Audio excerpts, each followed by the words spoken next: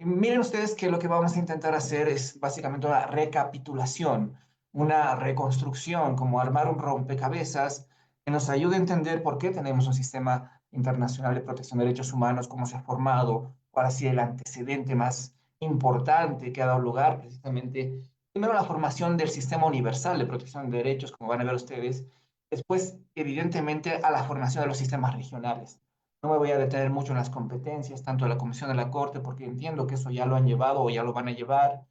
Sí, voy a hablar mucho de la importancia de ambas instituciones, básicamente, y también voy a hablar mucho también de algunos hitos históricos fundamentales, ¿no? Que nos van a ayudar a entender que tanto la Comisión como la Corte, prácticamente como están nuestros estados, son un tesoro. Y hay que saberlo cuidar, saberlo valorar y, por supuesto, saberlo difundir y saberlo promocionar. ¿No? Sin más, entonces, pues yo voy a empezar con una historia que da lugar precisamente al surgimiento de un sistema de protección universal de derechos humanos. Hasta antes del Holocausto nazi, hasta antes de todo lo que había pasado básicamente con la Primera Guerra Mundial, tenemos una página negra de la historia asiaga que muchas veces nos enseña en las universidades, en las facultades, y es importante recordarlo. Esta es una introducción muy rápida, unos 10, 15 minutos, pero que sí es necesaria hacerla para entender cómo surge esa vocación de protección internacional de los estados precisamente a través de alguien que garantice los derechos, es decir, que no sea un sistema solamente nominal, que no sea un sistema declarativo de derechos, como era pues, precisamente antes de la consolidación del sistema interamericano, los sistemas regionales también, sino que haya quien pueda hacer prevalecer tratados internacionales de derechos humanos. En este caso estamos hablando evidentemente de una Corte de Derechos Humanos, pero hasta antes de la Corte van a ver ustedes que hay una Comisión Interamericana de Derechos Humanos primero. Pero sin antes llegar a eso, hay todo un proceso de formación, hay todo un proceso de aprendizaje que el ser humano va teniendo cuando precisamente hay una concentración de poder absoluta, ¿no? Eso se da precisamente en la Alemania nazi, con las leyes de Nuremberg, por ejemplo, leyes que tenían un carácter evidentemente racista, antisemita, y pues bueno, que básicamente el discurso de los alemanes cuando Hitler se proclama presidente era que ellos habían cumplido la ley. Nosotros hemos cumplido la ley y en ese razonamiento positivista decían que básicamente era su justificación para muchas cosas que no tienen nombre y que hicieron. Y pues, bueno, yo sé que son de conocimiento la mayoría de ustedes, pero hay estudiantes que no conocen y por eso voy a un poco repasar qué hicieron los nazis a grandes rasgos. Primero, pues evidentemente fueron muchos judíos, como ya recordarán ustedes, fueron deportados a los campos de concentración, campos de exterminio, ¿no? Especialmente en Europa, ¿no? Básicamente estas deportaciones se empiezan a dar sucesivamente desde el año 1941, ¿no?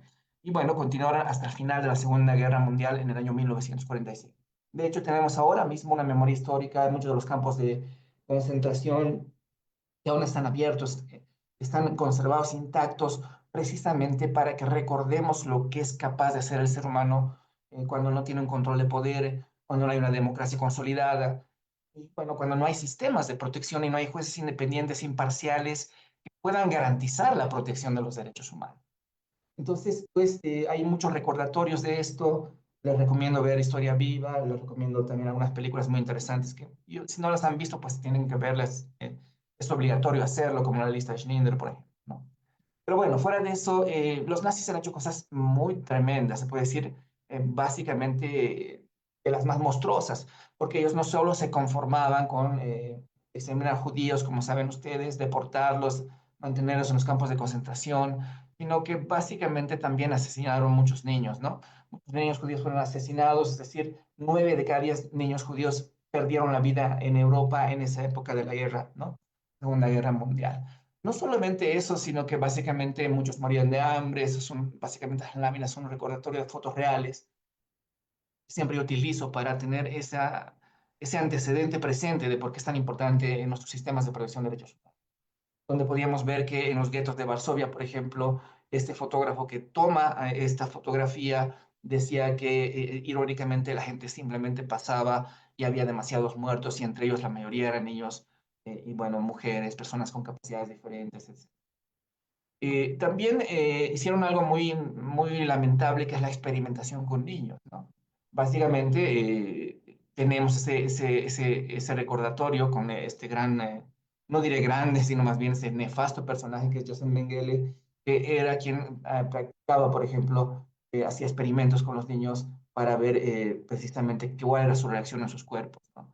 Muy lamentable y bueno, ha habido casos tremendos de otros médicos nazis también que han hecho experimentos con seres humanos y en este caso Alemania nazi es otra de las separaciones que nos ha dado. Muchos de estos hitos dan lugar precisamente a varios de los artículos de la Declaración Universal de los Derechos Humanos, por ejemplo, y también de nuestra Convención Americana de Derechos Humanos. Por eso es importante hacer ese nexo. Bueno, ya básicamente son algunos dibujos en los campos de exterminio, cómo sacaban los cuerpos, cómo los cremaban, cómo los ejecutaban. Mucho de esto se ve, pues, precisamente en varias películas, como La lista de Schindler les decía, ¿no? Y hay otras interesantes, como La vida es bella, por ejemplo, ¿no? Que les recomiendo especialmente a los estudiantes que son pues, básicamente, que tienen que verlas obligatoriamente. Y bueno, cerrando esa página asiaga tan negra de la historia, se puede decir que el holocausto nazi es un recordatorio de lo peor que puede hacer el ser humano cuando hay un control del poder, cuando hay un sistema de justicia, cuando no hay jueces independientes. Y bueno, nos da como herencia precisamente que a partir de ahí, y cómo termina, porque finalmente termina con la bomba atómica, ¿no? Hiroshima y Nagasaki, donde mueren más de 140.000 personas. Y bueno, cómo se pone finalmente ese punto final en esa página de la historia es también tremendo. Mucha gente civil también ha sido asesinada con esta bomba. Muchos han tenido secuelas a lo largo de los años, han muerto con enfermedades terminales, etcétera. Entonces, nada de bueno nos trajo la guerra, nada de bueno nos trajo la concentración de poder, nada de bueno nos trajo, pues precisamente se podría decir vivir en estados autoritarios, donde básicamente las constituciones fracasaban, donde los sistemas de protección fracasaban.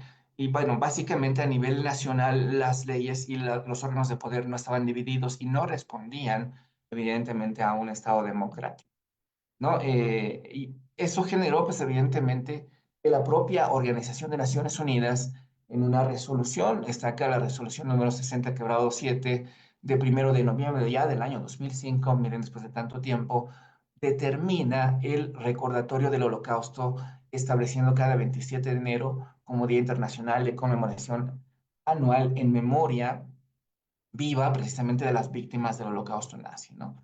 Y por eso también ese tipo de clases, de actividades son también conmemorativas, ¿no? Entonces hay una resolución ya que obliga y que bueno sería que se vaya difundiendo esta resolución, que en nuestras aulas universitarias, en nuestros colegios podamos ir mostrando algunas cuestiones que no deben volver a repetirse o no deberían volver a repetirse.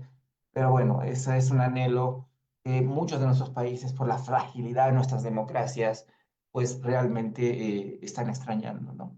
Yo diría que de a poco estamos intentando retornar a esos tiempos tan retrógradas, donde hay una concentración de poder absoluto y pues evidentemente puede degenerarse tanto la democracia que realmente podemos decir que en este momento hay una simulación de estados, ¿no? Básicamente no son estados de derecho, son estados de hecho y pues lamentablemente no rigen las normas, no priman las normas, como pasó en esa Alemania nazi, aunque ellos tuvieron el pretexto de decir que eran leyes que estaban cumpliendo.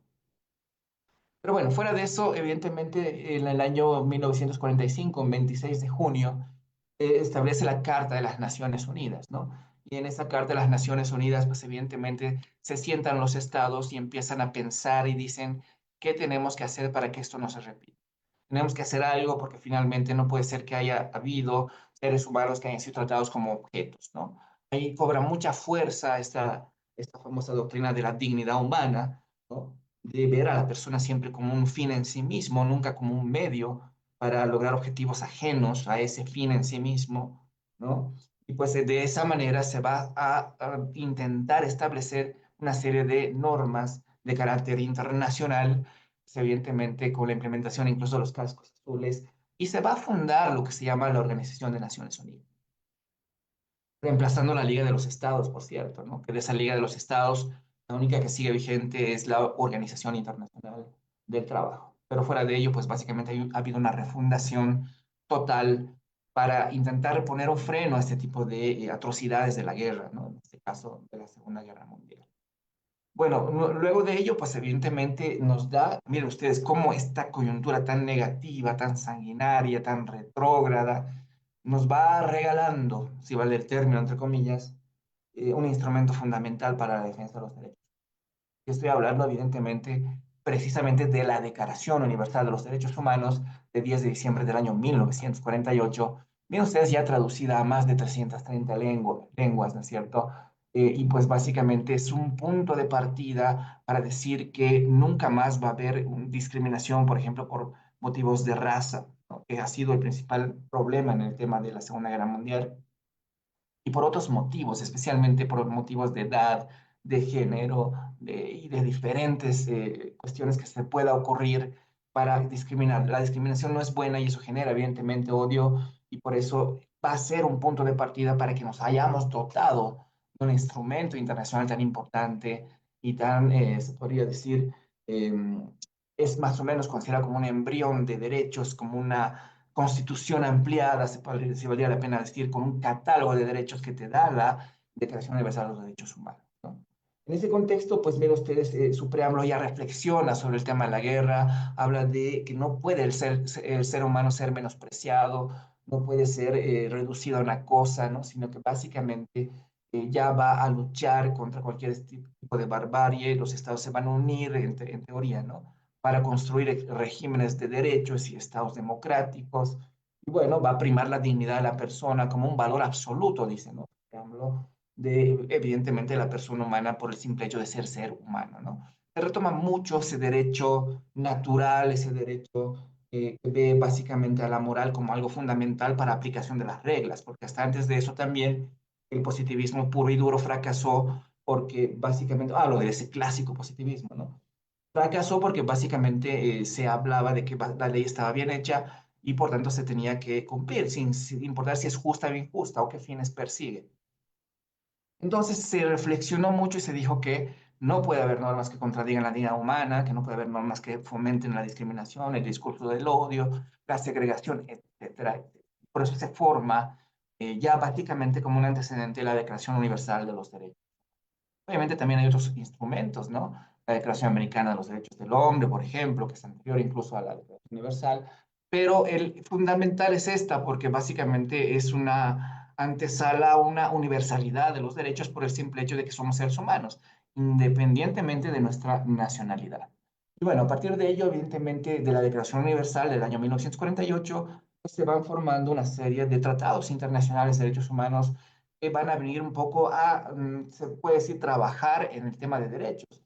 Pues derechos civiles y políticos que básicamente son los que se han ido consolidando en las constituciones, hasta derechos económicos, sociales y culturales, y ahora se conocen también ambientales, serían los DESCA más o menos, ¿no?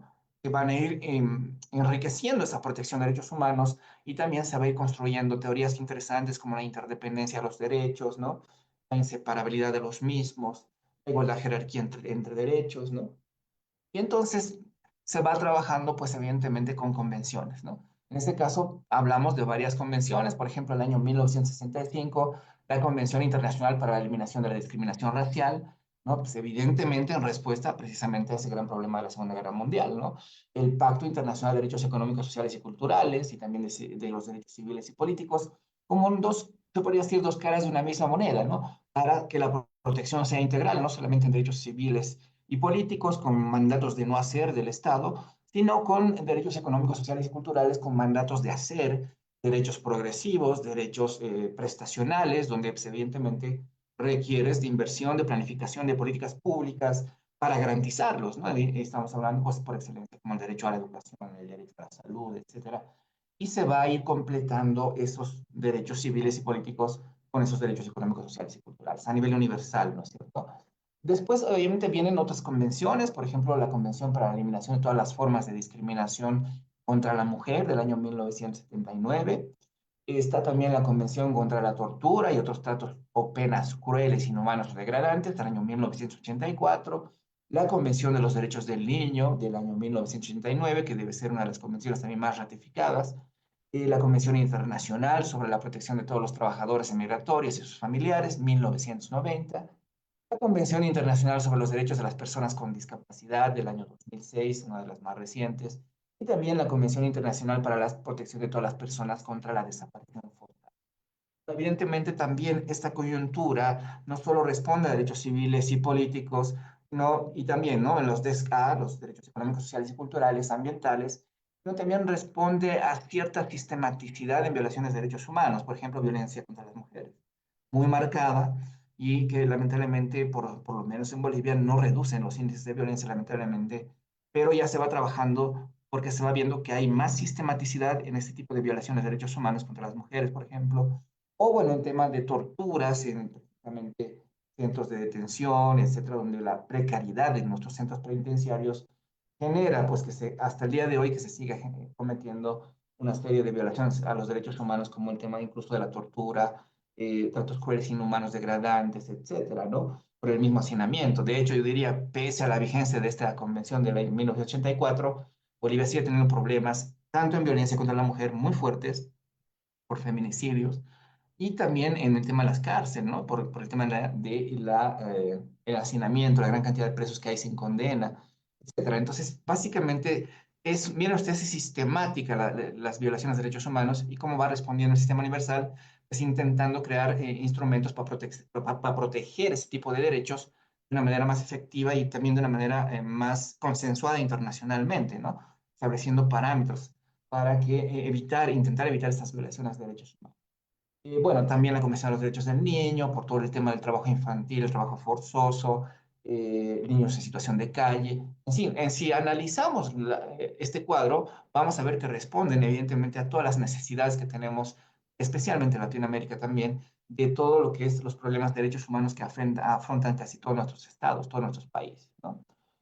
Bueno, básicamente se va a ir generando tratados de acuerdo a la problemática de derechos que se va presentando y que se va analizando, y esa sistematicidad de violación de derechos humanos genera, se podría decir, tratados internacionales de derechos humanos de protección específica, ¿no? Porque los tratados intentaban generar guías de conducta a los estados para que puedan intentar implementar políticas públicas de protección, garantías de no repetición, etc. Entonces, es un poco ese es el razonamiento de cómo va evolucionando. Ahora, también tenemos algunos otros adicionales, por ejemplo, la Declaración Universal de los Derechos Humanos, ya decíamos, ¿no? La Convención Internacional para la Eliminación de la Discriminación Racial, etcétera. Bueno, ya está. Lo que sí quería hablarles ahora es que se crea un comité, mejor dicho, de derechos humanos de las Naciones Unidas. Ese comité tiene 18 expertos independientes. Además, ellos son elegidos por 4 años, pueden ser elegidos por una sola vez y reciben informes de la situación precisamente de los derechos humanos de los estados partes, ¿no? Además, presenta observaciones generales, recibe denuncias individuales, examina denuncias de un estado contra otro estado, etcétera, ¿no? Se puede decir que es una especie de protección no judicial, porque básicamente son expertos independientes, pero que de alguna manera esas recomendaciones, la doctrina de esas resoluciones, tienen cierto carácter vinculante para los estados, porque básicamente todos han suscrito, básicamente todos han ratificado la Declaración Universal de los Derechos Humanos, y la gran mayoría de los tratados que yo les he mencionado hace rato también han sido ratificados casi por todos los estados, ¿no? Salvando excepciones como de Nicaragua, como de Venezuela, que se han ido desmarcando, pero precisamente por un retroceso, desde mi punto de vista, retroceso precisamente como el estilo del holocausto nazi, ¿no? O sea, un retroceso totalmente impresentable, yo diría, para garantizar la protección de los derechos humanos a nivel internacional. Pero el resto de los países generalmente ha ido avanzando progresivamente y ha ido, pues, básicamente ratificando los tratados internacionales de derechos. Ahora, bueno, básicamente después de ello se va a formar, como no sé si ya les han hablado, pero rapidito les voy a hablar de esto, se forman los sistemas regionales de protección de derechos humanos, ¿no? Evidentemente, después de la Declaración Universal, va a un poco debatirse y se va a decir que, bueno, tenemos muchos tratados, muchas normas que son declarativas, que evidentemente son unas normas que están rigiendo, pero no hay quien las aplique, dicen, ¿no? O sea, no hay quien controle que los estados cumplan con esas normas, que cumplan con los mandatos, aunque sea progresivos, de implementar, por ejemplo, el derecho a la salud en ciertos países, o de implementar una protección efectiva de derechos civiles o políticos, ¿no? Por ejemplo, el tema de la prohibición de la tortura, ¿no? ¿Cómo es que se está midiendo eso? ¿Quién está organizando? ¿Quién está controlando? ¿No? Entonces, claro, si bien es cierto que evidentemente eh, se puede decir que había estos tratados internacionales, lo que termina pensando un poco la comunidad internacional es en construir un mecanismo, se podría decir, judicial, que sancione a los estados, ¿no? Con resoluciones que sean vinculantes y de cumplimiento obligatorio. Estamos hablando de una especie de tribunales de derechos humanos fuera de los que están en nuestros países, totalmente independientes y, bueno, de alguna manera que tengan esa institucionalidad para poder funcionar y para poder sancionar a los estados cuando cometen violaciones de derechos humanos con sus propios habitantes, porque básicamente en la mayoría de nuestros países quien comete la violación de derechos humanos generalmente es el mismo estado, ya sea con acciones o ya sea con omisiones, es decir, actuando efectivamente en la violación de derechos humanos, como la tortura, por ejemplo, a través de agentes estatales, o omitiendo diseñar políticas públicas efectivas con los recursos adecuados para garantizar derechos prestacionales, ¿no? Como en este caso podría ser, por ejemplo, el derecho a la salud y al acceso a los medicamentos, etcétera, ¿no? Entonces, ¿quién controla esto? ¿Quién puede hacer valer estas convenciones? Pues tiene que haber un juez. Y de esta manera se va a formar el Tribunal Europeo de Derechos Humanos, que básicamente está encargado precisamente de aplicar la Convención Europea para la Protección de los Derechos Humanos y Libertades Fundamentales, que ya se había dado el 4 de noviembre del año 1950. Entonces, este sería nuestro primer antecedente, un modelo europeo que viene funcionando también hasta ahora, el Tribunal de Estrasburgo se le conoce, además que tiene una institucionalidad importante, tiene una estructura muy buena, se podría decir, tiene problemas, pero básicamente es un tribunal, como es además el más antiguo, es un tribunal de derechos humanos bastante, se podría decir, referente para muchas de las resoluciones que conocemos ahora de la Corte Interamericana de Derechos Humanos. Muchas se han basado precisamente en lo que resolvió ya este Tribunal Europeo de Derechos Humanos, ¿no? Entonces, al ser uno de los principales antecedentes, podemos decir que ya Europa en esas épocas ya tenía un Tribunal de Protección de Derechos Humanos, que hacía prevalecer esos tratados internacionales, no solo del sistema universal, sino principalmente del sistema europeo. Pero bueno, básicamente, como ya había ese antecedente, también en otros países dicen, ¿y ahora qué hacemos? Pues ahora tenemos que crear también nosotros un sistema interamericano de protección de derechos humanos que proteja a básicamente a todos los países que han ratificado también los tratados internacionales, ¿no es cierto? Entonces, pues básicamente después se crea también la Corte Interamericana de Derechos Humanos el 3 de septiembre del año 1979.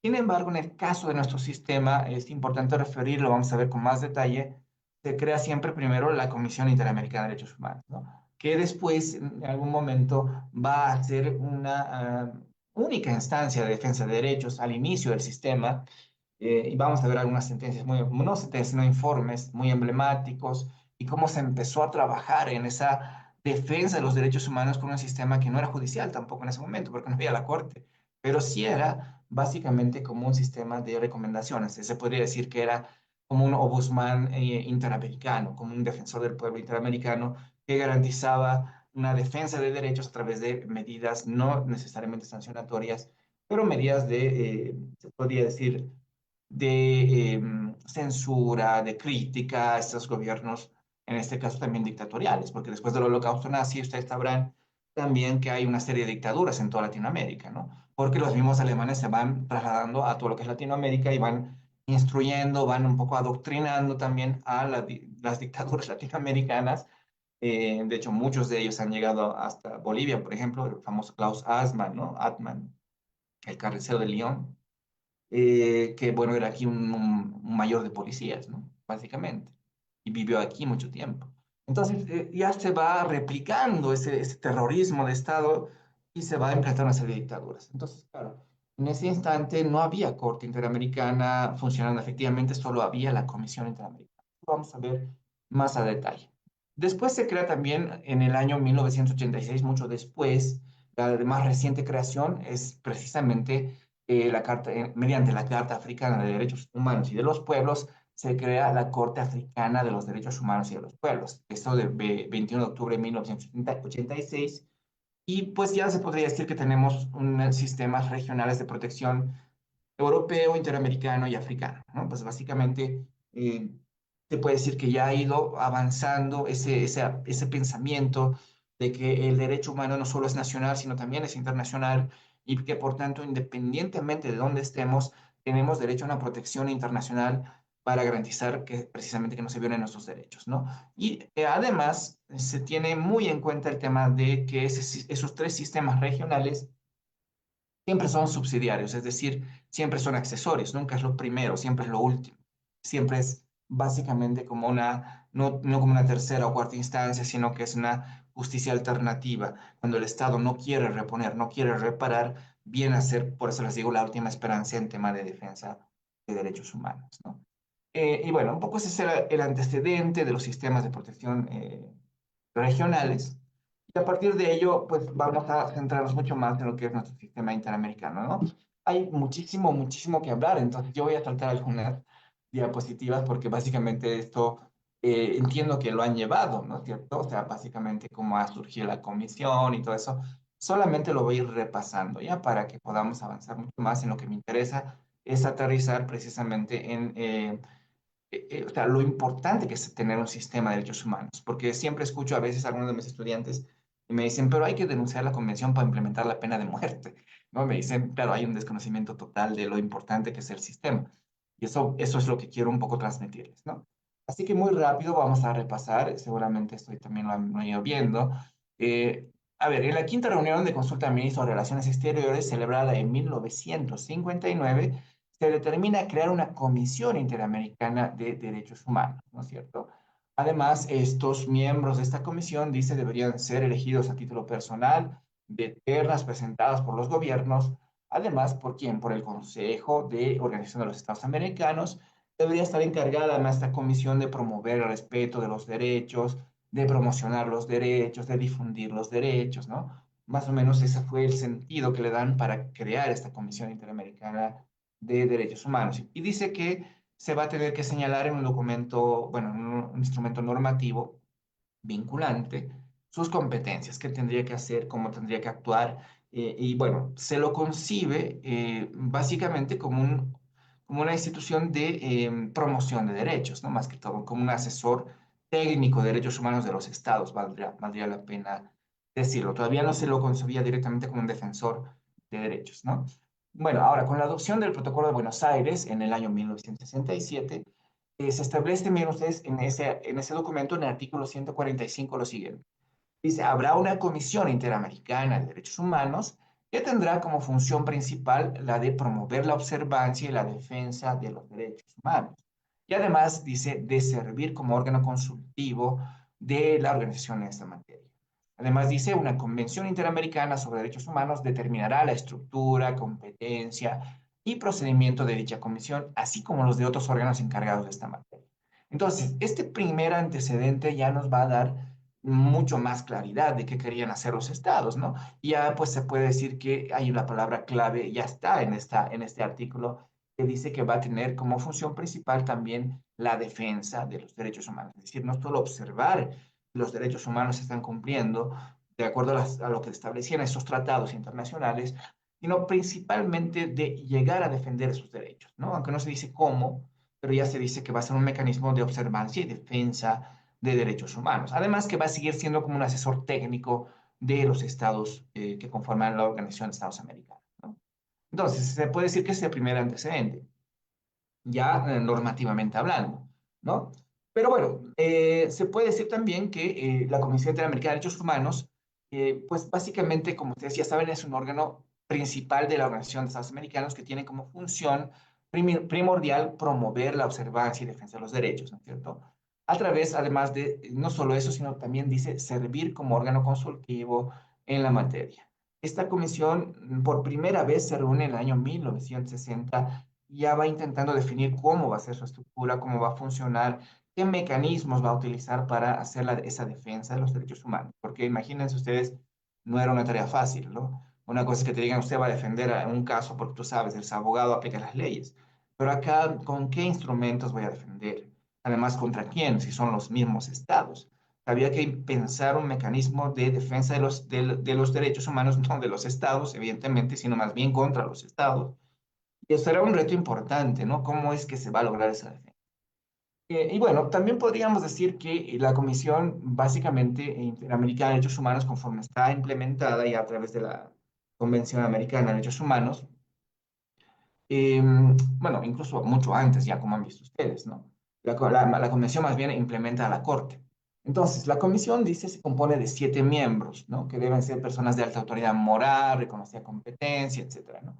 Eso es un poco la parte organizativa y sus competencias, ¿no? Entonces, en ese trayecto de cómo iban a defender los derechos, hagamos una pausa para entrar en un poco lo que está establecido, ¿ya? Después vamos a terminar de cerrar la idea. Entonces, básicamente son 7 miembros, dice, de personas de alta autoridad moral y reconocida competencia en materia de derechos humanos, independientemente de su nacionalidad, ¿no? Además, dice, son elegidos a título personal por la Asamblea General de la OEA de una lista de candidatos propuestos por los gobiernos de los Estados miembros. Ojo que por mucho que tú propongas un candidato, no necesariamente representa a tu país, sino que básicamente lo propones supuestamente por su trayectoria, ¿no? Tercero, cada Estado miembro puede proponer hasta 3 candidatos nacionales, dice, del Estado que los proponga o de cualquier otro Estado miembro de la OEA. Cuarto, dice, cuando se propone una terna, por lo menos uno de los candidatos, dice, deberá ser nacional de un estado distinto del propuesto. Y finalmente, dice, los miembros de la comisión son elegidos por 4 años y solo pueden ser elegidos por una sola vez. Pues básicamente es la estructura, ¿no? Son 7 personas, se puede decir, de alta trayectoria, de reconocida capacidad intelectual, moral, que supuestamente también tienen que ser expertos en derechos humanos, ¿no? Fuera de ello, pues básicamente esta estructura pues básicamente ha cambiado y cambia cada vez, pero siempre es importante destacarlo que hay un presidente, evidentemente, de la comisión, una vicepresidenta y un segundo vicepresidente, ¿no?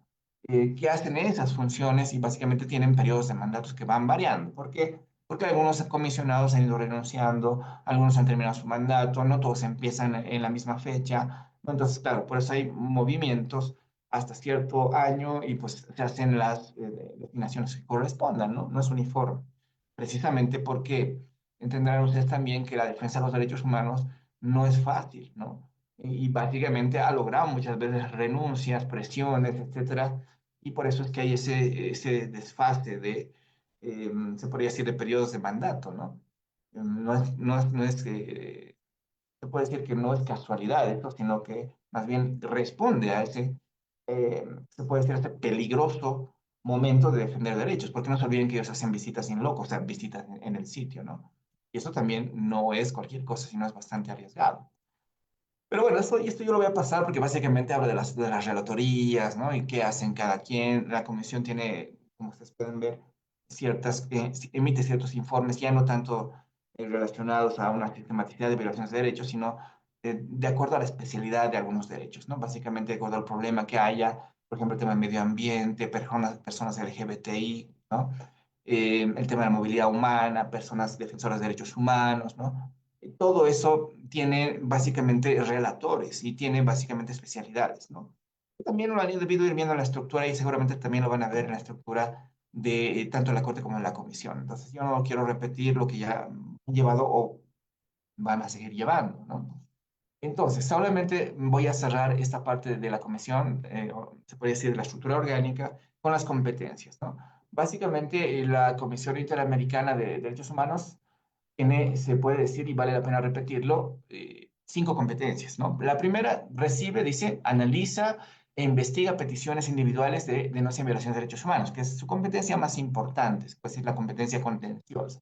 Es decir, si quieres acudir directamente al sistema interamericano, no se puede. Siempre lo tienes que hacer a través de la comisión, es decir, que no puedes tú como abogado directamente acudir a la corte, ¿no? Sino que tendrás que hacerlo a través del procedimiento, que en este caso es la comisión. Y la comisión será encargada de ver si tu caso es viable o inviable y de tramitarlo precisamente en el sistema interamericano y no es directamente, ¿no? Pero eso es que es su facultad, dice, recibir, analizar y ver si va a aceptar o no una petición que se relacione con los derechos humanos, con la violación de los derechos humanos.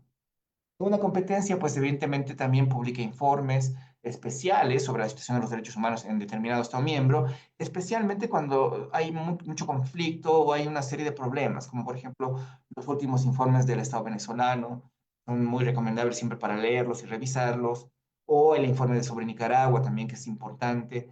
Pero ya vamos a ver que antes era la única herramienta de defensa de los derechos humanos, ¿no? Sin embargo, ahorita estamos hablando un poco de las competencias. Nos publica informes especiales sobre la situación de los derechos humanos en determinados países. Además, realiza visitas en el sitio, es decir, va hasta los mismos países, verifica, recibe denuncias, hace audiencias públicas, etcétera. Entonces va investigando con más profundidad la violación de derechos humanos y va trasladándose por eso a los distintos países, siempre y cuando obviamente el Estado le permita entrar. Tercer, bueno, en este caso la cuarta competencia elabora informes sobre temas específicos para generar conciencia pública sobre derechos humanos, ¿no? Estamos ya hablando acá, por ejemplo, de personas ¿no? LGBTIQ, etcétera, ¿no? Básicamente son informes específicos son con derechos muy identificados, ¿no? O sea, básicamente que requieren un reforzamiento doctrinal de la comisión, porque los informes de la comisión son doctrina pura, ¿no? Si bien es cierto que no son resoluciones vinculantes, son doctrina pura y te ayuda mucho a entender por eso cómo es que tienes que hacer la defensa de los derechos humanos. Y finalmente, la última competencia presenta casos ante la Corte, ¿no? Es decir, va a poder decir si el caso realmente se vuelve contencioso o no a partir de que emite un informe de fondo donde establece que se han violado derechos, ¿no? Derechos de la Convención, derechos de los tratados internacionales del sistema interamericano. Entonces, esa resolución, bueno, ese informe, básicamente, lo que hace es admitir el caso y sugerir que se remita a la Corte. Y ahí inicia el proceso contencioso. Cuando la Comisión agarra y remite el caso, no ha habido solución amistosa, no ha habido cumplimiento del Estado de las recomendaciones que le ha ido implementando, pues básicamente, como van a ir estudiando el procedimiento, van a ir viendo que lo que va a hacer es remitir los casos. Y a partir de ahí se vuelve un caso contencioso que va a dar lugar sí o sí a una sentencia de la Corte Interamericana de Derechos Humanos, ¿no? En ese contexto, se puede decir que tiene esa atribución, ¿no? De presentar los casos, se puede decir que es como una especie de ministerio público, se valdría la pena hacer la comparación, o fiscalía, si vale la pena el término, que hace esa investigación, si se han violado derechos, le pide informar al Estado, le dice que corrija situaciones, le da recomendaciones, y si no cumple, pues evidentemente en los plazos establecidos lo que va a hacer es finalmente declarar que el Estado incumplió, violó derechos humanos y lo va a mandar a un juicio contencioso ante la Corte Interamericana de Derechos Humanos. Esas son sus principales competencias, ¿no? Pero bueno, antes de aterrizar en lo que sería básicamente algunas cuestiones para reforzar ya a lo que es la comisión, lo vamos a hacer al final. Quiero un poco hablar ahora de la Corte Interamericana de Derechos Humanos. Obviamente, como ustedes han visto de lo que les he hablado, primero se establece el sistema universal, después los sistemas regionales, ¿no? Europeo, africano, interamericano. Después se establece, pues, evidentemente, en nuestro caso, la Comisión Interamericana de Derechos Humanos, que era el único mecanismo de defensa de los derechos, ¿no? A través de informes, especialmente a través de informes país. Va evolucionando y se va a crear la Corte a través también de la Convención Americana de Derechos Humanos, ¿no? Entonces, en ese contexto, lo que va a pasar es que ya van a empezar a hacer un trabajo simbiótico, tanto la Corte como la Comisión, porque hasta antes de eso solamente la Comisión funcionaba como defensora de los derechos. Pero ahora, al incorporarse a la Corte, pues evidentemente se va a generar, se puede decir, ese simbiotismo, se puede decir esa complementación entre quien investiga derechos y quien sanciona violaciones de derechos, ¿no? Se va a hacer esa simbiosis para poder hablar ya de un sistema interamericano integral, ¿no? Sin embargo, bien, ustedes conocen la famosa Casa de San José, Costa Rica, ¿no? Que básicamente se le da a la Corte producto de la firma de un convenio, ¿no? En este caso es un antecedente histórico interesante. Sin embargo, ahí hay que tener algunos apuntes que yo también los he preparado para ustedes. Unos comentarios de uno de los primeros jueces de la Corte, ¿no? El doctor Tomás Burgenthal, ¿no? Que básicamente él habla y en uno de sus escritos muy interesantes, que me gusta siempre recordarlo en las clases, él dice que la primera sesión de la Corte Interamericana se realizó en el Colegio de Abogados de Costa Rica. ¿Por qué? Porque se creó la Corte y no tenían sede, no tenían dónde funcione, ¿no? Y dice él, irónicamente, dice, nuestra primera sesión ha sido precisamente en el Colegio de Abogados de Costa Rica. Después dice, nos trasladamos de esas oficinas a unas oficinas en el edificio de la Corte Suprema de Costa Rica, ¿no? Y claro, puede verse ahí que se crea evidentemente un sistema ya de protección completo. Sin embargo, los estados no tenían esa visión de cómo iba a funcionar o dónde iba a funcionar. Entonces, claro, funcionó de esa manera. Se fue después al edificio de la Corte Suprema. Y claro, como no podía haber una mezcla de funciones, no sabían que es un tribunal internacional y el máximo tribunal de derechos humanos, el sistema interamericano necesitaba tener dónde funcionar. Es por eso que el 10 de septiembre del año 1981, el gobierno de Costa Rica y la Corte firman un convenio de sede, ¿no? Además que ese convenio está ratificado con ley, y ahí pues básicamente le dan esta casa, esta famosa casa donde hoy ocupa sede pues, el Tribunal de Derechos Humanos, ¿no? En San José de Costa Rica, ¿no? Y bueno, básicamente también se puede decir que en la Conferencia Interamericana especializada sobre derechos humanos, realizada también en Costa Rica, se adopta la Convención Americana, ¿no es cierto?, como instrumento jurídico vinculante. Y bueno, esta convención entra en vigor el 18 de julio de 1978 y se implementa el 3 de septiembre de 1979. Y es el momento donde se implementa también la Corte Interamericana de Derechos Humanos. Pero bueno, interesante es este antecedente histórico para ver cómo fue finalmente que obtuvo la sede, esta sede donde desempeña funciones la Corte Interamericana de Derechos Humanos. Ahora, veamos un poquito de repasada qué hace la Corte, ¿no? Pues básicamente, bueno, como está estructurada muy rápidamente, la Corte también está estructurada con siete juezas, ¿no?, nacionales de los estados de la OEA. Además, dice el secretario general, solicita a los estados partes en la convención que presenten una lista con los nombres de los candidatos a jueces de la Corte. Cada estado parte puede proponer hasta 3 candidatos, dice, nacionales del estado que los propone o cualquier otro estado miembro de la organización. Además, dice, los jueces y las juezas son elegidos a título personal, parecido al mecanismo de selección de los miembros de la comisión, no representan a sus estados, ¿no? Entonces, en ese contexto, también hay que buscar siempre juristas que cumplan ese perfil, es decir, que tengan una excelente trayectoria de derechos humanos, de derecho constitucional, etcétera, sistema interamericano. Además, que tengan una sólida autoridad moral, ¿no?, una conducta intachable, ética, etcétera, para que sean realmente jueces que van a administrar justicia a todos los estados. Por eso tienen que ser de una trayectoria reconocida. Su periodo de mandato es de 6 años y además pueden ser reelegidos también por una sola vez. Obviamente también hay problemas acá, no es uniforme, generalmente todos los jueces, puede que haya renuncias, pero bueno, en el caso de la Corte generalmente muchas veces se renueva toda la Corte, ¿no? O se va renovando de acuerdo a las altas y bajas, muy parecido a lo que pasa en la Comisión Interamericana de Derechos Humanos. Lo cierto es que básicamente esa estructura está diseñada.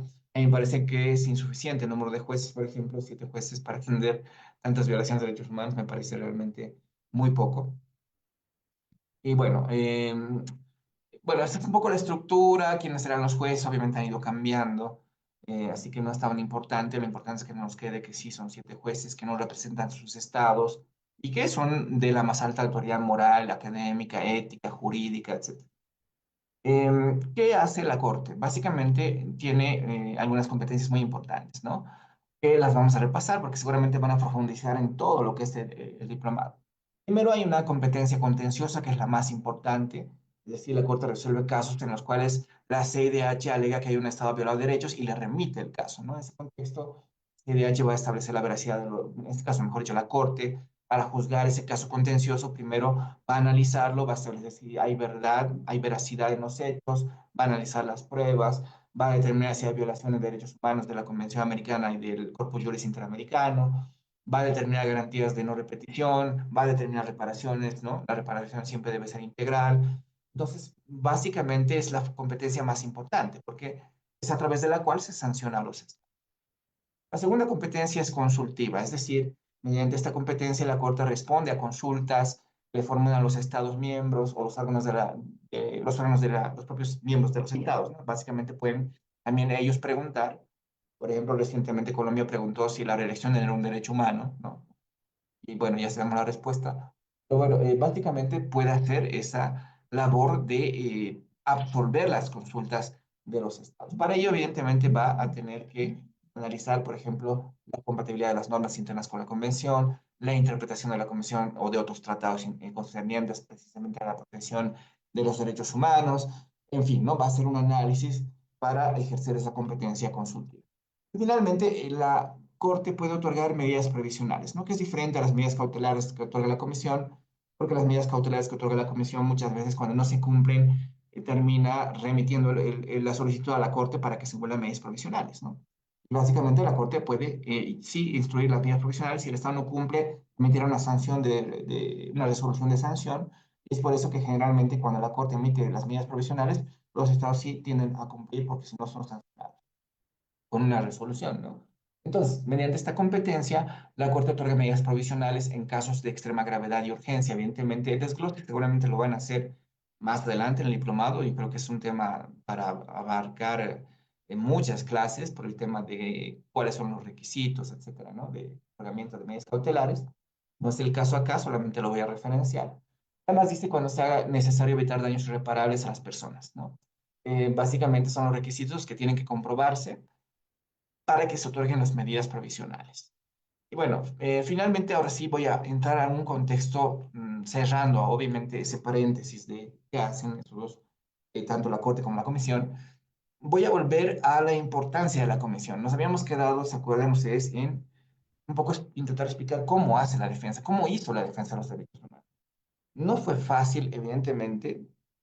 Miren ustedes, en sus inicios, la Comisión Interamericana operó pues básicamente en un contexto marcado principalmente por la prevalencia de gobiernos dictatoriales, ¿no? Básicamente toda América Latina durante las décadas de los 60, 70 y 80, ¿no? Estaban bajo regímenes militares, ¿no? En ese contexto, pues evidentemente estos regímenes violaban sistemáticamente derechos humanos y pues en ese contexto la Comisión Interamericana se convirtió en el único mecanismo regional para abordar estas violaciones. Por eso es tan importante la Comisión y por eso sigo haciendo hincapié en esa conexitud con el Holocausto, ¿no? O sea, en el Holocausto no había absolutamente ningún mecanismo internacional de protección. En las dictaduras tampoco, pero sí había ya básicamente una estructura del sistema universal. Sin embargo, se va autorizando con la Comisión Interamericana, ¿no?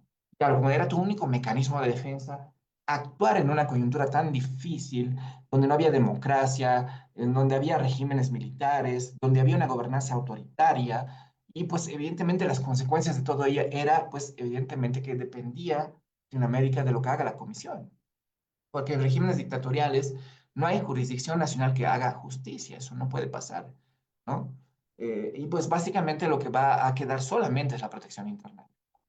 Los mecanismos, evidentemente, de protección de derechos humanos nacionales eran sumamente débiles, frágiles, más o menos como una Alemania nazi.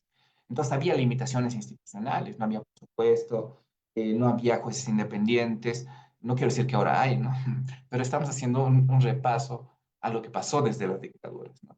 Es decir, el contexto histórico, las dictaduras, la inestabilidad política, ¿no? Refuerza un poco este rol de la Comisión Interamericana. Es como decir, ¿y ahora quién nos va a defender? Y el único que podía hacerlo era la comisión, ¿no? En este contexto, pues vieron ustedes, básicamente el único mecanismo para la defensa de los derechos humanos en esa coyuntura se podría decir, tan negativa, para no solo promocionar derechos, sino para defenderlos, ¿no? Entonces, básicamente, lo único que hizo el sistema interamericano en ese caso era que la comisión emite informes. Por eso es tan importante los informes, ¿no? Entonces, adopta informes país como su principal herramienta de trabajo, ¿no? Además, estos informes eran estudios detallados, ¿no? De la situación general de los derechos humanos de las dictaduras, ¿no? Y pues básicamente fue la única herramienta que nos ayudó a identificar cuestiones muy negativas. Por ejemplo, el tema de la tortura, el tema de las detenciones arbitrarias, el tema de las desapariciones forzadas, el tema de la represión política, ¿no? Básicamente los hacían desaparecer o centros de detención clandestinos o simplemente se los llevaban a otros países. Las ejecuciones extrajudiciales, que básicamente fue muy recurrente. De hecho, pues básicamente el mismo Amorosía Arellano versus Chile trata de una ejecución sumaria, precisamente esa resolución que da origen al control de convencionalidad, ¿no? Entonces, en esa coyuntura, el único paraguas, como dice esta lámina, fue precisamente los informes país. Y por eso es importante revalorizar que en ese momento este tipo de instituciones tan importantes para la promoción y defensa de los derechos humanos tuvieron esa intención de hacer ese mecanismo de defensa, ¿no? Entonces, ¿qué contenía estos informes, no? Contenían básicamente un enfoque sistemático, se dice, de las violaciones de los derechos humanos, ¿no? También algunas recomendaciones importantes a los propios estados y a los estados miembros para que no se repitan detenciones arbitrarias, clandestinas, etcétera, ¿no? Además, básicamente, también se dice que proporcionaba consejos específicos a los estados para que tomen medidas correctivas, ¿no? Sin embargo, en esa coyuntura tan complicada de las dictaduras, básicamente era imposible. Sin embargo, se puede decir que esos informes fueron, como ya les decía, el único escudo. Los primeros los más importantes que se emitieron fueron en Cuba, en Ecuador, en Guatemala, en Haití, en Honduras, en Nicaragua, en Paraguay y en la República Dominicana, como pueden ver ustedes, que son los informes que fue emitiendo básicamente la Comisión Interamericana de Derechos Humanos, sus primeros informes, precisamente con un afán de censurar esto, de denunciar, de publicarlos, y al publicarlos evidentemente desacreditaba a los estados que cometían, bueno, a los gobiernos dictatoriales que cometían estas violaciones masivas de derechos, ¿no?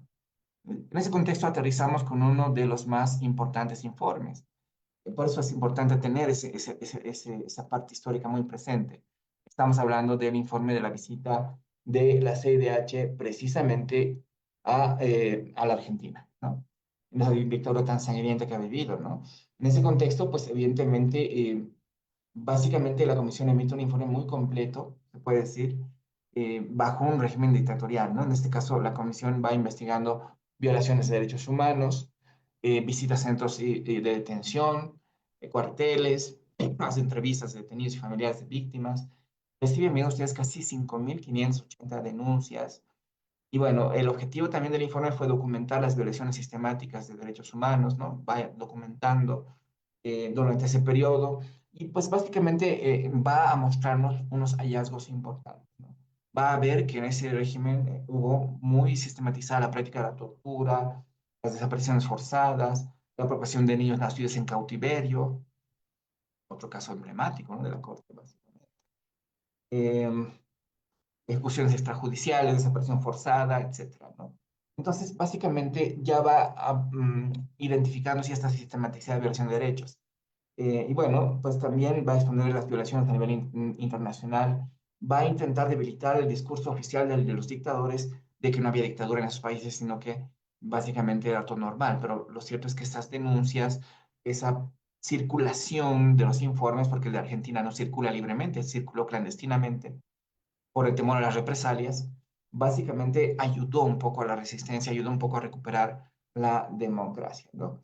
Y bueno, se puede decir que es, por eso les digo, uno de los informes más importantes que podemos intentar conocer, sería bueno que lo vayan, lo lean en algún momento, y que es un hito, ¿no? Básicamente es un hito de lo importante que fue la comisión y por qué es importante fortalecerla, porque es importante tener un sistema interamericano que pueda responder precisamente a esas necesidades. Bueno, ya para un poco ir acabando, porque tampoco quiero, eh, básicamente quiero también escucharles a ustedes porque veo que hay preguntas y hay cosas. Yo simplemente voy a decir que tanto la Comisión como la Corte son, se puede decir, en este caso, mecanismos de protección fundamentales, ¿no? Voy a dejar un poco de compartir porque quiero un poco verles también a ustedes y ver si podemos compartir alguna retroalimentación o algunas preguntas, ¿no? Que deben haber, pero yo voy cerrando un poco con esto. Espero que haya tenido éxito. He intentado hacer un poco del repaso de la importancia desde el Holocausto nazi, de la importancia de formación del Sistema Universal de Derechos Humanos. Hemos pasado por otro hito importante, que sería básicamente la consolidación de la comisión. Hemos visto cómo esa comisión fue trabajando con informes, que era la única arma que tenía en las épocas de las dictaduras, porque básicamente se logra ver una sistematicidad de violaciones de derechos humanos a lo largo de la historia de los derechos humanos, a lo largo de la historia de los países a lo largo de la historia de la humanidad, ¿no? Y bueno, básicamente vamos aterrizando con la Corte Interamericana, ¿no? De Derechos Humanos, que bueno, nos llamaba la atención cómo no tenía ni siquiera sede, ¿no? De dónde poder sesionar. Eso es interesante. Miren ustedes que el sistema tampoco fue funcionando simbióticamente. Tardó mucho en llegar los casos de la Comisión a la Corte, porque la Corte ya se implementó, pero no recibía casos. 5 o 6 años que no recibió casos. Y después sí, paulatinamente le fueron dando casos. Ahora, otro hito importante histórico, por ejemplo, es la primera sentencia contenciosa de la Corte, ¿no? Hay un caso interesante que es el caso Costa Rica contra Costa Rica, en este caso, ¿no? Nombre oficial es Asunto Viviana Gallardo y otra, que fue el primer caso en la Corte, ¿no? Pero la Corte lo termina inadmitiendo porque se lo remiten directamente, es decir, no cumplió el procedimiento vía comisión. Y como estaba diseñado el sistema, tenía que ir, pues evidentemente porque la Corte no puede conocer directamente. Claro, el gobierno de Costa Rica quiso un poco mandarle directamente el caso, pero la Corte lo termina rechazando. Entonces, es interesante cómo empezó a funcionar con todas sus dificultades. Evidentemente, a través de esa corrección, porque ese hubiera sido el primer caso, pero no se pudo analizar porque no cumplía con el requisito de subsidiariedad, Sí, después viene el primer caso, ¿no? El primer caso de la Corte Interamericana es el caso de Velázquez Rodríguez versus Honduras. Esa es la primera resolución que dicta la Corte el 29 de julio del año 1988. Entonces, esto ya marca un hito importante en la jurisprudencia de la Corte, pues además establece importantes precedentes de derechos humanos y podemos decir que a lo largo de los años, a través de numerosos casos emblemáticos, Hellman versus Uruguay, Almeida Arellano versus Costa Rica, versus Chile, mejor dicho, perdón, en casos muy emblemáticos para mi país, Ibser Cárdenas, Ibsen Peña versus Bolivia, Ticuna Estrada, Trujillo Orosa, nos va dando una riqueza de defensa de derechos humanos pues invaluable, porque ahí pues vas a ver básicamente cómo tienes que entender los derechos humanos, es decir, la Corte va a hacer hablar a la Convención, ¿me entienden? Porque la Convención tiene derechos, pero son abstractos, entonces, ¿quién le da sentido a los derechos? Es la Corte Interamericana. Por eso es tan importante, por eso es tan necesario que la estudiemos, por eso es importante conocer ese valor que tiene en la defensa de los derechos humanos y en la formación de los abogados. Porque abogado que no conozca la jurisprudencia de la Corte y, la doctrina de la Comisión, pues evidentemente es un abogado que va a tener muchos problemas, porque va a tener una interpretación muy sesgada para resolver casos, ¿no? Entonces, por eso les digo, y por eso felicito al doctor Armijos, a toda la organización, por intentar tener este tipo de encuentros para poder en algún momento tener un sistema interamericano fortalecido. Y ya con esto voy cerrando. ¿Por qué les digo esto? Porque a pesar de todo lo que les he contado, el sistema sigue siendo muy frágil, el sistema sigue tardando muchísimo tiempo en funcionar. Los casos se tramitan muchos años todavía, hay una serie de casos pendientes en la comisión. Así ya lo van a ir viendo seguramente cuando analicen todo el procedimiento, cuando los expertos vengan y les digan y les cuenten cómo realmente es la situación de tanto de la Corte como de la Comisión. ¿Pero por qué? Porque finalmente a los estados no les interesa tener un sistema de protección robusto, fortalecido, independiente. No les interesa pues que alguien les controle. Entonces la protección siempre va a ser a medias, porque no funciona como quisiéramos que funcione. Y eso se ha visto desde la sede de la Corte, ¿no? ¿Cómo es posible que no hayan tenido dónde funcionar? Así imagínense ustedes el extremo, ¿no? A que hemos llegado. Además que aún siguen trabajando ad honorem, es decir, ni siquiera reciben una remuneración. O sea, son cosas de fondo que hacen ver que nosotros nos descuidamos, nosotros los latinoamericanos, nos descuidamos de lo más importante, la defensa de los derechos. Entonces, claro, si los gobiernos no quieren, nosotros, la sociedad civil, tenemos que pedir que lo hagan. Tenemos que presionar para que el sistema funcione de una manera coherente. Pero lamentablemente el desconocimiento de la importancia de los sistemas de protección y además que no se enseñan en las facultades de derecho, lamentablemente en la mayoría, pues genera evidentemente esta alianza de los estados para que los sistemas sean débiles, ¿no? Y esa es la principal preocupación que yo tengo básicamente, ¿no? Hay una pregunta que le voy a responder rapidito. Dice, ¿cuál es el tiempo promedio en el que la comisión notifica al interesado que la petición cumple con los requisitos para ser admitida? Como les decía, responde mucho a la fragilidad del sistema. La comisión te va a responder, puede responderte en 3 años, puede responderte en 5 años, puede no responderte. ¿Me entienden? O sea, básicamente no hay un plazo que la comisión tenga para responder. Lamentablemente es así. Hay un mecanismo de seguimiento, tú puedes hacer a través de los correos, pero una respuesta oficial de admisión del caso pues tarda muchísimo. No podría darle un plazo porque realmente sí, hay un problema ahí de que como no es una comisión que funciona fortalecida, pues, evidentemente tiene muchos problemas se podría decir, de mora procesal, ¿no? Que eso se ha intentado superar, pero que no se termina de superar, ¿no? Entonces no hay un plazo, básicamente. Es muchísimo tiempo que tarda, ¿no? Básicamente. Ahora sí, les escucharé. Gracias, doctor. Gracias a todos por haberme escuchado. Espero que les haya gustado esta presentación que les voy a hacer llegar con el doctor Damián para que espero también que les sea de alguna utilidad. Les Muchas cedo. gracias. Ujú. Perfecto, estimado doctor. Muchas gracias, excelente ponencia, la verdad muy interesante.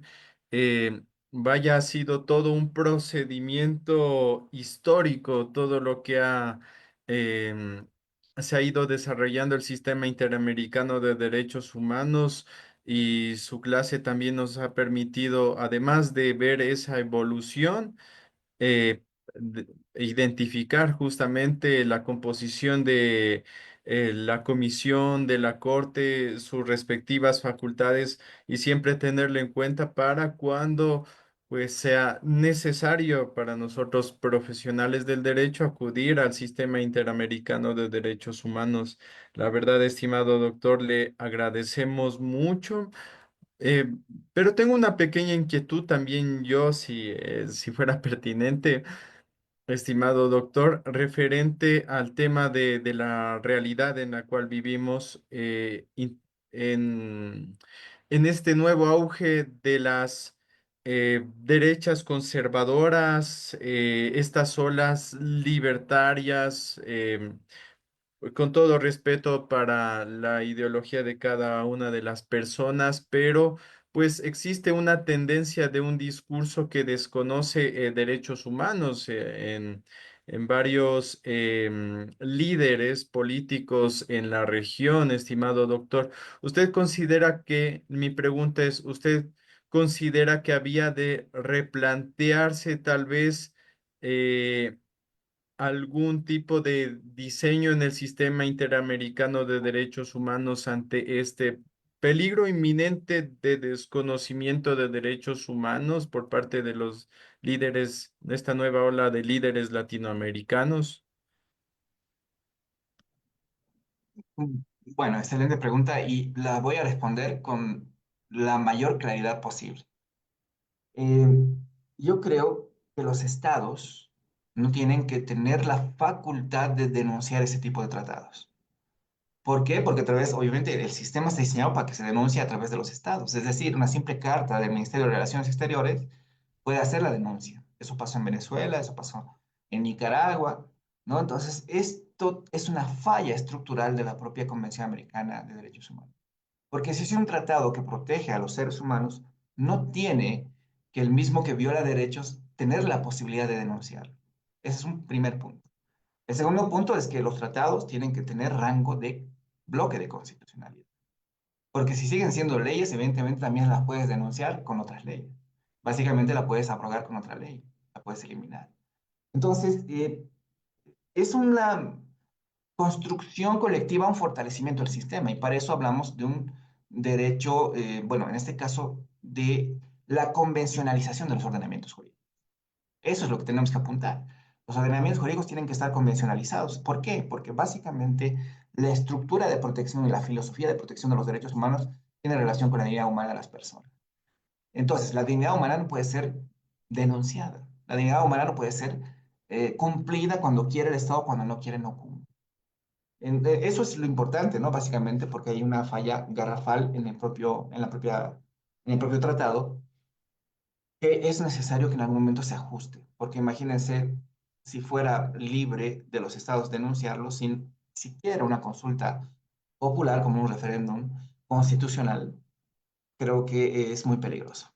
Y ahí, pues evidentemente va a generar que no funcione adecuadamente el sistema y que evidentemente hay una serie de falencias precisamente para garantizar que los jueces interamericanos sean jueces de todos nosotros, no solamente de los que han ratificado la Convención Americana. Y es otro punto al cual hay que ir, ¿no? Es decir, que la mayoría de los estados la ratifiquen, ¿no? Que no vayan saliéndose del sistema. Un estado que sale del sistema, pues ya no tiene control, básicamente, ¿no? Y va a agravarse mucho más la situación de los derechos humanos en esos países. Ojalá en algún momento apuntemos a un jus constitucional y convencional común, ¿no? Como decía en algún momento el profesor Eduardo Ferrer Magre. Eso es un poco lo que podría comentar.